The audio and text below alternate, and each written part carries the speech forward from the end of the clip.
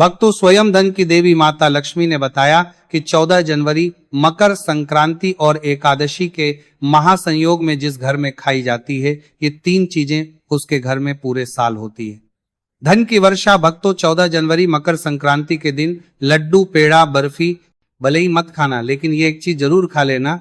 माता लक्ष्मी जी की कृपा से इतना पैसा आएगा कि संभाल नहीं पाओगे। साथ ही भक्तों, हम आपको ये भी बताएंगे कि चाहे कुछ भी हो जाए, 14 जनवरी मकर संक्रांति पर ऐसा खाना घर में कभी मत बनाना और ना ही खाना, पूरा घर परिवार बर्बाद हो जाता है।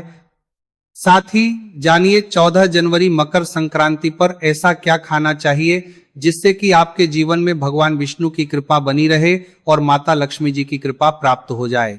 साथ ही भक्तों, इस वीडियो में हम आपको यह भी बताएंगे कि भूलकर भी 14 जनवरी मकर संक्रांति पर यह 5 काम कभी मत करना, नहीं तो कंगाल होते देर नहीं लगेगी। भक्तों, मकर संक्रांति का पर्व आने वाला है और मकर संक्रांति के दिन आपको यह 5 काम कभी नहीं करने चाहिए। जो भी इन 5 कामों को करता है उसकी जिंदगी बर्बाद हो जाती है, उसके घर में कंगाली छा जाती है और माता लक्ष्मी ऐसे घर से हमेशा के चली जाती है जिस घर में भी ये 5 कार्य होते हैं।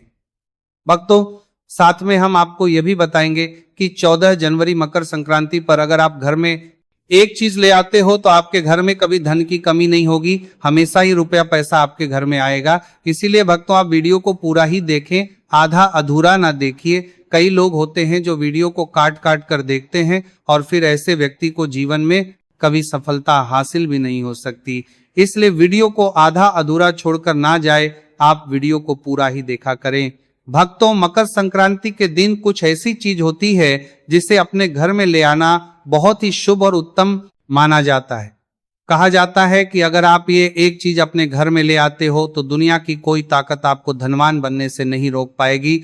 आपकी गरीबी क्षण भर में ही दूर हो जाएगी और आपके घर में सुख समृद्धि का वास होगा।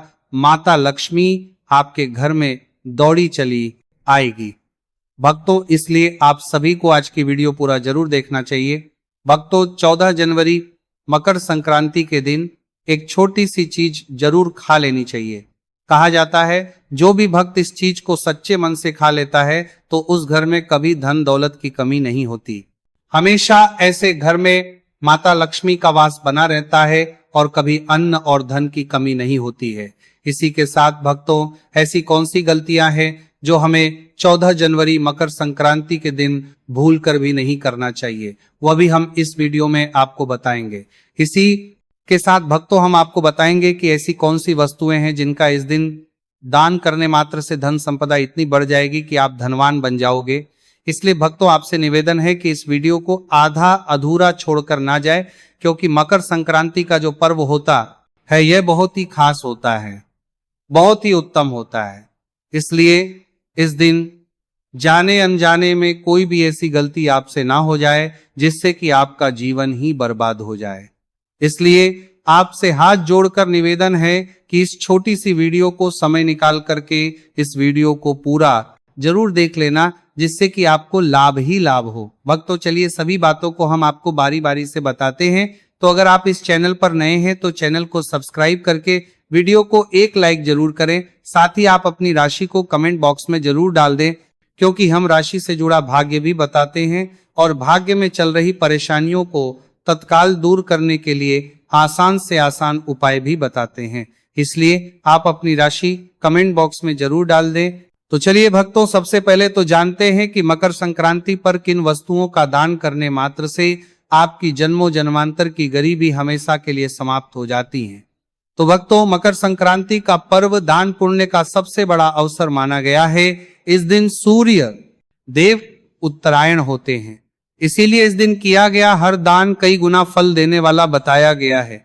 शास्त्रों और लोक परंपराओं में इस दिन कुछ विशेष वस्तुओं के दान का अलग अलग महत्व बताया गया है। जैसे कि इस दिन तिल का दान करना, तो भक्तों तिल को मकर संक्रांति का मुख्य दान कहा गया है। मान्यता है कि तिल से किए गए दान से पापों का नाश होता है और व्यक्ति को अकाल मृत्यु, रोग और दरिद्रता से मुक्ति मिलती है। तिल का संबंध शनि और यम से भी माना गया है, इसलिए इसका दान ग्रह दोषों को शांत करता है। अगला है गुड़ का दान। भक्तों, गुड़ सूर्य देव को प्रिय है और यह जीवन में मिठास और सौहार्द का प्रतीक माना जाता है। मकर संक्रांति पर गुड़ का दान करने से रिश्तों में कड़वाहट दूर होती है और परिवार में प्रेम व सामंजस्य बना रहता है। अगली वस्तु है खिचड़ी का दान। भक्तों, खिचड़ी चावल और दाल से बनती है जो अन्न और शक्ति का प्रतीक है। इसका दान करने से अन्न की कभी कमी नहीं होती और घर में समृद्धि बनी रहती है। उत्तर भारत में मकर संक्रांति को खिचड़ी पर्व भी कहा जाता है, तो इस दिन हो सके तो खिचड़ी का दान और सेवन जरूर करें। अगली वस्तु है चावल का दान। भक्तों, चावल को लक्ष्मी का प्रतीक माना गया है। मकर संक्रांति पर चावल दान करने से धन धान्य में वृद्धि होती है और घर में कभी अभाव नहीं आता। यह दान विशेष रूप से गृहस्थों के लिए शुभ बताया गया है। अगली वस्तु है उड़द या मूंग दाल का दान। भक्तों, दाल का दान करने से व्यक्ति को शारीरिक बल और मानसिक स्थिरता प्राप्त होती है। यह दान पितृदोष और स्वास्थ्य संबंधी परेशानियों को कम करने वाला माना जाता है। अगली वस्तु है कंबल या ऊनी वस्त्र का दान। मकर संक्रांति शीत ऋतु में आती है, इसलिए कंबल या गर्म कपड़े का दान अत्यंत पुण्यकारी कहा गया है। इससे शनि दोष और दरिद्रता दूर होती है तथा जीवन में स्थायित्व आता है। अगली वस्तु है वस्त्र का दान। तो भक्तों, इस दिन नए या अच्छे वस्त्र का दान करने से मान सम्मान और यश में वृद्धि होती है। माना जाता है कि जो व्यक्ति इस दिन वस्त्र दान करता है उसे जीवन में कभी अपमान का सामना नहीं करना पड़ता। अगली वस्तु है घी का दान। घी अग्नि और देवताओं से जुड़ा हुआ माना गया है। मकर संक्रांति पर घी का दान करने से स्वास्थ्य, तेज और दीर्घ आयु का वरदान मिलता है तथा पितरों की विशेष कृपा होती है। अगली वस्तु है तांबे के पात्र का दान। भक्तों, तांबा सूर्य का धातु माना गया है। इस दिन तांबे के पात्र का दान करने से सूर्य दोष दूर होता है, आत्मविश्वास बढ़ता है और सरकारी या मान सम्मान से जुड़े कार्यों में सफलता मिलती है। अगली वस्तु है अन्न का दान। भक्तों, हमारे शास्त्रों में अन्नदान को महादान कहा गया है।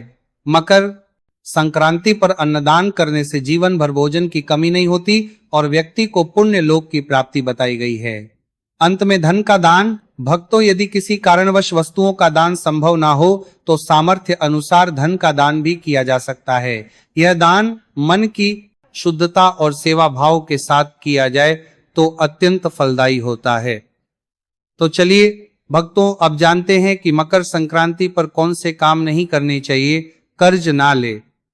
तो भक्तों, मकर संक्रांति के दिन किसी से कर्ज ना ले। माना जाता है कि मकर संक्रांति के दिन कर्जा लेने से पूरे वर्ष आर्थिक परेशानियां झेलनी पड़ सकती हैं, इसलिए कर्ज लेने से बचें। और भक्तों, इस दिन अपने पर्स को भी खाली ना रखें, उसमें कुछ ना कुछ धन अवश्य ही रखें। इसी के साथ इस दिन तामसिक भोजन ना करें। मकर संक्रांति पर तामसिक भोजन का सेवन नहीं करना चाहिए। दरअसल मकर संक्रांति के ही दिन शक्तिला एकादशी भी है, अतः इसी दिन घरों में भगवान विष्णु और मां लक्ष्मी की विधि विधान से पूजा की जाती है। इसीलिए मांसाहारी भोजन से परहेज रखने की सलाह दी जाती है। साथ ही मकर संक्रांति पर धारदार वाली चीजें न खरीदें। माना जाता है कि मकर संक्रांति के शुभ मौके पर चाकू, धारदार वाली चीजों की खरीदारी नहीं करनी चाहिए। ऐसा करने से परिवार को आर्थिक संकट का सामना करना पड़ सकता। वर्षत अति की संकट को खरीदारी नहीं करनी चाहिए है। साथ ही मकर संक्रांति पर लड़ाई झगड़ा ना करें। अतः मकर संक्रांति के दिन घर और परिवार में शांति बनाए रखें, किसी से भी वाद विवाद में ना पड़े। माना जाता है कि मकर संक्रांति के दिन लड़ाई झगड़े करने से पूरे साल भर में नेगेटिव एनर्जी बनी रहती है। इसी के साथ भक्तों, अब हम आपको बता देते हैं कि आपको 14 जनवरी मकर संक्रांति के दिन गौ माता को एक चीज जरूर खिला देनी चाहिए, क्योंकि गौ माता सभी अपने अंदर सभी देवी देवताओं को समेटे हुए यानी कि धारण करे हुए हैं। अगर आप गौ माता को एक चीज जरूर करे हुए हैं, खिला देते हैं, तो फिर मनोकामना इच्छा पूरी होती है। आपको मकर संक्रांति के दिन गौ माता को हरा चारा जरूर खिलाना चाहिए। कहा जाता है कि जो भी भक्त गौ माता को हरा चारा खिलाता है उसके भाग्य से गरीबी नष्ट हो जाती है, खत्म हो जाती है, सुख समृद्धि की प्राप्ति होती है। पर आपको इस दिन एक चीज और खिला देना चाहिए, वो है तिल और गुड़। भक्तों, गौ माता को गुड़ खिलाने से जो व्यक्ति अपने जीवन में काफी असफलताएं सामना कर चुका है, उस व्यक्ति को गौ माता को जरूर खिला देना चाहिए, क्योंकि गौ माता को जो भी भक्त सच्चे हृदय से गौ माता को गुड़ खिलाता है, उसके जीवन में कभी कोई दुख, दर्द, समस्या, पीड़ा और कष्ट कभी भी नहीं आता। भक्तों, यदि आपने अभी तक वीडियो को पूरा देखा है तो आगे भी आप पूरा ही देखें, क्योंकि आधा अधूरा ज्ञान हमेशा ही खतरनाक होता है। इसलिए वीडियो को आप पूरा ही देखें, और अभी तक आपने कमेंट बॉक्स में जय गौ माता ना लिखा हो तो जरूर ही लिख दीजिए। चलिए भक्तों, अब हम जान लेते हैं कि वह कौन सी चीज है जिसे हमें मकर संक्रांति के दिन तुलसी में जरूर बांध देना चाहिए। 14 जनवरी 2026 मकर संक्रांति के दिन तुलसी से जो कोई भी उपाय किया जाए वह खाली जा ही नहीं सकता, क्योंकि इस दिन भगवान विष्णु, माता लक्ष्मी जागृत अवस्था में होते हैं। इसलिए इस दिन कोई भी उपाय करें वो खाली कभी नहीं जाएगा। भक्तों, इसलिए तुलसी में इस दिन एक चीज जरूर बांध देनी चाहिए, और अगर आप ये चीज बांध देते हैं तो माता लक्ष्मी आप पर दोनों हाथों से धन की वर्षा करते हैं। माता लक्ष्मी ऐसे घर में स्थायी रूप से निवास करते हैं जिस भी घर में ये एक चीज तुलसी में बांध दी जाती है, यानी कि 14 जनवरी 2026 मकर संक्रांति के दिन तुलसी में एक चीज की जरूर बांध देना चाहिए। व्यक्ति का भाग्य चमक जाता है, व्यक्ति की गरीबी हमेशा के लिए समाप्त हो जाती है, व्यक्ति के घर में समृद्धि की प्राप्ति होती है। माताएं, बहनों, अब हम आपको बताते हैं कौन सी चीज तुलसी में जरूर बांध देना चाहिए। माताएं, बहनों, तो आपको एक कलावा ले लेना है और इसमें भगवान विष्णु के मंत्र का जाप करते हुए इसमें 8 गांठ लगा ले। गांठें आपको किस प्रकार से लगाना है, कौन से मंत्र का जाप करना है, तो जिस तरह से आप गांठें लगाते हैं इस तरह से इस कलावे में 8 गांठ लगा दीजिए, और भगवान विष्णु का और लक्ष्मी का नाम लेते हुए उसमें आप 8 गांठें लगा दीजिए, और आपके घर में हल्दी तो जरूर होगी। अब कलावे को अच्छी तरह से हल्दी में मिक्स कर ले, यानी कि हल्दी कलावे पर अच्छी तरह से लग जानी चाहिए, और इसके बाद इस कलावे को आप तुलसी पर आप उसे बांध दीजिए या फिर चढ़ा दीजिए। भक्तों, ये कितना चमत्कारिक आना जाता है। कोई व्यक्ति की अगर वर्षों की मनोकामना भी क्यों ना हो, कोई भी मनोकामना क्यों ना हो, वह पल भर में ही पूरी हो जाने का महावरदान प्राप्त कर देगी। भक्तों, क्योंकि इस उपाय को कोई मामूली उपाय नहीं होता, बहुत ही चमत्कारिक उपाय होता है, बहुत ही खास उपाय होता है, बहुत ही ज्ञानवर्धक उपाय होता है। चलिए भक्तों, अब हम जान लेते हैं कुछ ऐसी ही चीजों के बारे में जिन्हें मकर संक्रांति पर तुरंत घर से निकाल फेंकना चाहिए। लेकिन उससे पहले अगर आप भी चाहते हैं कि लक्ष्मी माता का आशीर्वाद आप पर बना रहे तो इस वीडियो को एक लाइक करें और चैनल को सब्सक्राइब कर लें, और कमेंट बॉक्स में जय से दूसरे कर दे रहा है लक्ष्मी माता जरूर लिखें। तो चलिए भक्तों, जानते हैं कि घर में वह कौन सी चीज है जिसको मकर संक्रांति में घर में नहीं रखना चाहिए। भक्तों, नंबर 1, खराब ताले। घर में पुराने खराब पड़े तालों को नहीं रखना चाहिए। वास्तु शास्त्र में इसे बहुत अशुद्ध माना जाता है।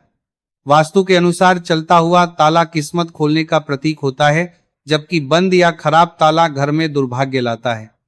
जो ताले खराब है और आप इनका इस्तेमाल नहीं करते, उन्हें घर से तुरंत हटा देना चाहिए। ऐसा माना जाता है कि बंद पड़े ताले किस्मत खाली से खराब ताला घर में किस्मत खोलने के बाद मुश्किल होगा, करियर में रुकावट लाते हैं और तरक्की के रास्तों को बंद कर देते हैं। इसलिए घर में खराब पुराना ताला ना रखें। भक्तों, नंबर 2 में है देवी देवताओं की पुरानी मूर्ति, देवी देवताओं की टूटी या पुरानी तस्वीर या फिर खंडित मूर्ति रखना भी वास्तु शास्त्र के हिसाब से वास्तु दोष माना गया है। इससे आर्थिक हानि तो होती ही है। इसलिए भक्तों, आप अपने घर में किसी भी प्रकार की देवी देवताओं की मूर्ति है या कोई फटे हुए चित्र हैं, उनको अपने घर से मकर संक्रांति पर हटा देना। लेकिन ध्यान रहे, आपको उन्हें फेंकना नहीं है, ना ही आपको जलाना है।